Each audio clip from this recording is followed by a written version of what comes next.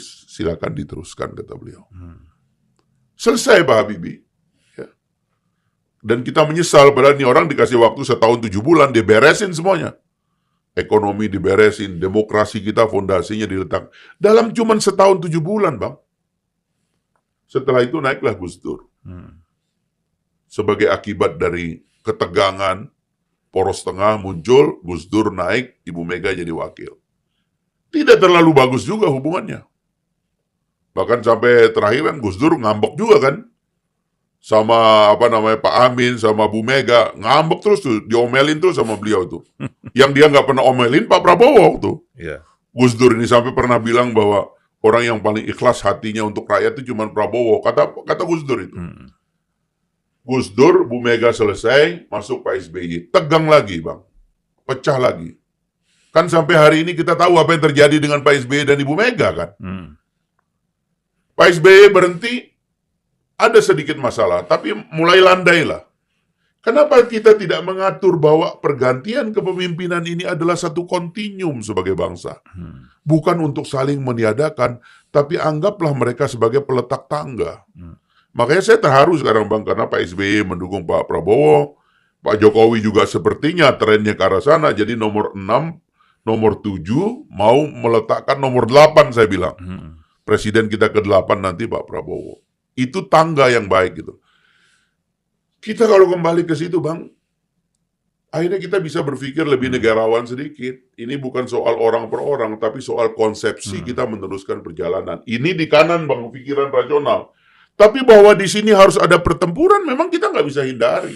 Apa yang dilakukan teman-teman kita itu adalah perang. Dia nggak suka Prabowo dan dia nggak mau Prabowo jadi presiden, ya sudah.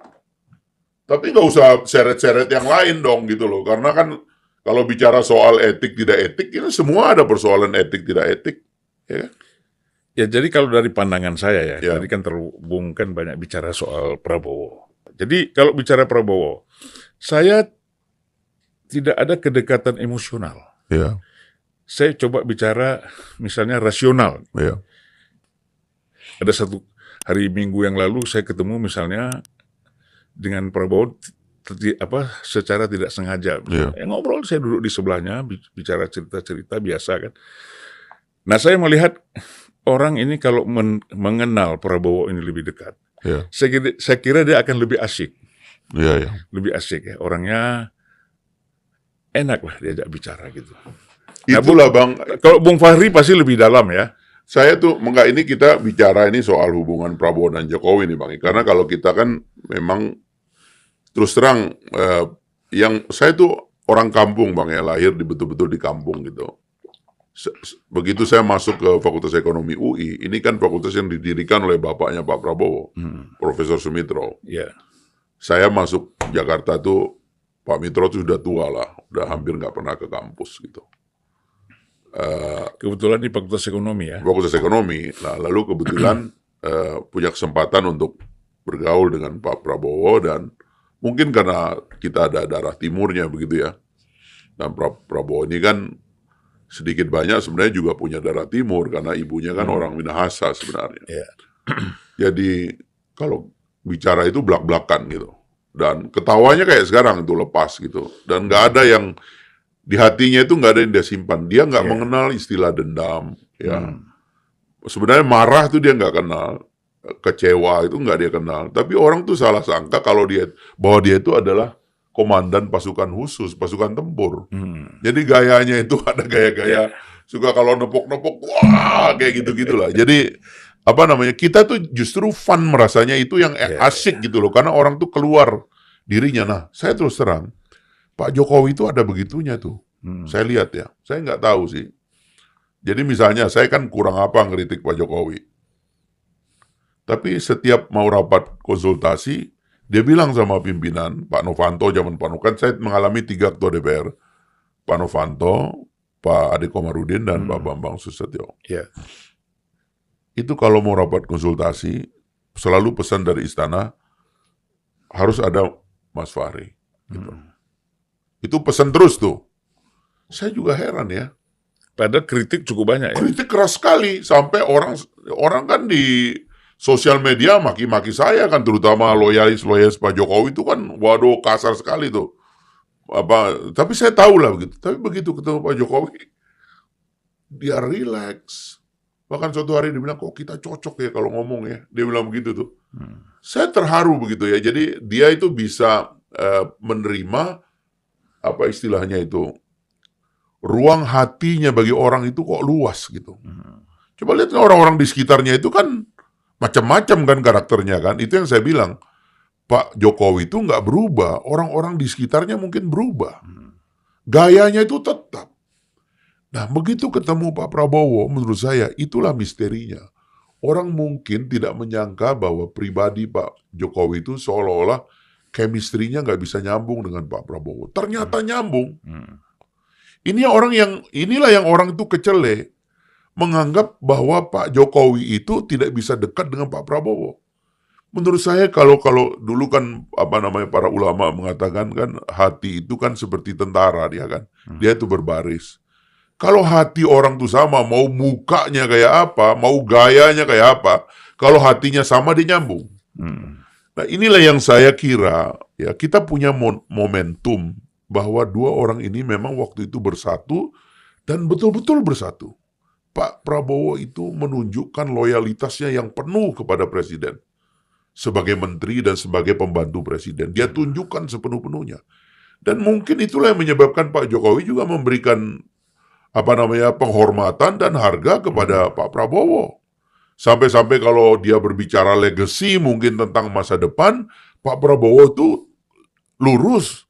Tapi kalau orang lain yang terlalu banyak pemain-pemain di belakangnya yang tidak bisa dia kendalikan, itu mungkin juga buat dia bisa berbahaya juga, pewarisan kepada orang yang dia tidak kenal, kan kira-kira gitu. Nah, jadi itu konteksnya kalau saya lihat Bang, terkait dengan cara membaca pribadi Prabowo ya. Kalau soal pribadi Prabowo, saya kira saya sudah banyak sekali mengatakan gitu. Tapi buat saya, dalam perjalanan yang sudah begitu panjang ya, sudah lebih dari 30 tahun Prabowo dalam gejolak ya. Kita nggak bicara masa-masa normalnya di zaman Orde Baru, ya kan? Dia masuk tentara. Kenapa dia masuk tentara? Ini keluarga priai kok. Biasanya kan nggak masuk tentara.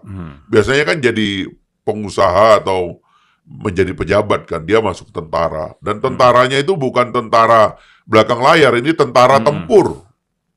Kalau kita dengar cerita-cerita dia hampir mati di Timur-Timur segala macam itu real. Bukan pura-pura mau hampir mati, memang hampir mati. Sampai wawancara dengan waktu sudah terjadi rekonsiliasi Timur Merdeka, lalu ketemu lagi dengan pasukan-pasukan yang hampir membunuh dia. Ya kan? Nggak tahu dong siapa itu, tapi dia bilang instingnya berubah ngeliat Prabowo. Waktu dia menyelamatkan komandan yang tertembak itu. Itu ada kisah begitu. Jadi Prabowo itu manusia sejarah, ya, mengikuti begitu banyak hal dalam hidupnya dan juga kontroversi. Tapi menurut saya hari ini dia punya tugas mempersatukan bangsa. Karena itu kita memerlukan dia, karena dia nggak punya dendam, hatinya bersih, dia tidak punya target untuk mengganggu orang, segala macam. Yang dia pikirkan adalah bangsa ini harus makan cukup, anak-anak bayi nggak boleh stunting, ya, anak-anak kita harus sekolah. Cuman itu pikirannya. Tapi orang, ya sekali lagi yang saya lihat itu memang punya masalah. Dan masalahnya nggak bisa dijelaskan karena apa yang mau kita persoalkan?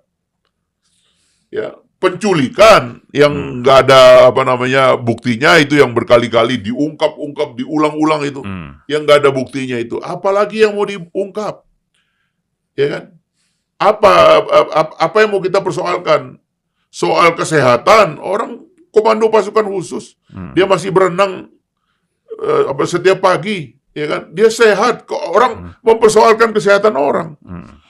Memang orang umur 70 masih kayak begitu, masih bisa lari-lari, ya kan? Apalagi yang mau kita persoalkan, ya kan? Sekolah, pendidikan. Ya, kalau nanti orang mengungkap soal-soal pribadi ya, Bang ya. Ya, ini mungkin karena bekas akan jadi pemimpin pasti dibahas orang semua hal kan. Soal keluarganya. Ya nanti kalau dia cerita yang sebenarnya orang bisa emosi satu Indonesia. Atau orang bisa menangis satu Indonesia, mengetahui bagaimana Prabowo mempertahankan keluarganya, bagaimana hidup keluarganya itu ada dalam pusaran konflik yang luar biasa. Dan sampai hari ini dia masih menjadi satu keluarga yang baik, Bang. Itu mau didramatisir atau kita mau ngambil bagian untuk mengeksploitasi itu sekarang, ya silakan gitu. Tapi blackmail yang kita tidak tahu sebabnya, lalu kemudian memakai dalil-dalil lain begitu ya, saya kira berlebihan lah gitu. Saya justru ingin mengajak orang sekarang waktunya kita mendukung Prabowo dan bersatu mendukung Prabowo.